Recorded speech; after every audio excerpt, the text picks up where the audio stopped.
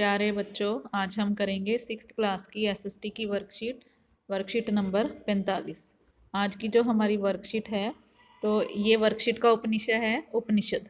तो जिस समय बुद्ध उपदेश दे रहे थे, तो उसी समय उससे थोड़ा पहले दूसरे अन्य चिंतक भी कठिन प्रश्नों का उत्तर ढूंढने की कोशिश कर रहे थे। तो उनमें से कुछ मृत्यु के बाद के जीवन के बारे में जानना चाहते थे। जैसे हम लोगों को भी जिज्ञासा होती है कि भी जब हम मर जाते हैं हम कहाँ जाते हैं, किस तरह से क्या। तो उनके मन में भी ऐसी ही जिज्ञासा थी।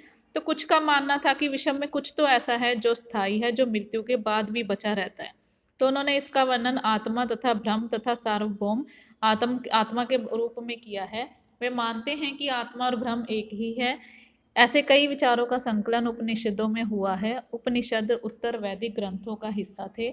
उपनिषद का शाब्दिक अर्थ है गुरु के समीप बैठना।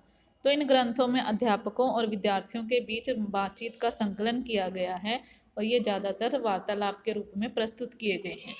तो ये देखो, आप लोगों को वार्तालाप दिखाया गया है जो छांदोग्य उपनिषद के कहानी पर आधारित है। तो शौनक और अभिप्रतारिण नामक दो ऋषि सार्वभौम आत्मा की उपासना करते थे। एक बार ज्यों ही वे भोजन करने के लिए बैठे तो एक भिखारी आया और भोजन मांगने लगा। तो शौनक ने कहा, हम तुम्हें कुछ नहीं दे सकते। तो भिखारी ने पूछा, आप किसकी उपासना करते हैं?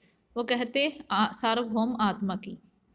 ओ, इसका मतलब आप यह जानते हैं कि ये सार्वभौम आत्मा पूरे विश्व में विद्यमान है। तो ऋषियों ने कहा, हाँ हाँ, हम यह जानते हैं। तो भिखारी ने पूछा, अगर ये आत्मा संपूर्ण विश्व में विद्यमान है तो यह मेरे अंदर भी विद्यमान है। तो मैं कौन हूँ? मैं इस विश्व का एक भाग ही तो हूँ। तुम सच बोलते हो युवा ब्राह्मण। तो इसलिए हे ऋषियों, मुझे भोजन न देकर आप उस सार्वभौम आत्मा को भोजन देने से मना कर रहे हैं जिसकी पूजा आप लोग कर रहे हैं। तो उसकी बात सुनकर ऋषियों ने उसे भोजन दे दिया।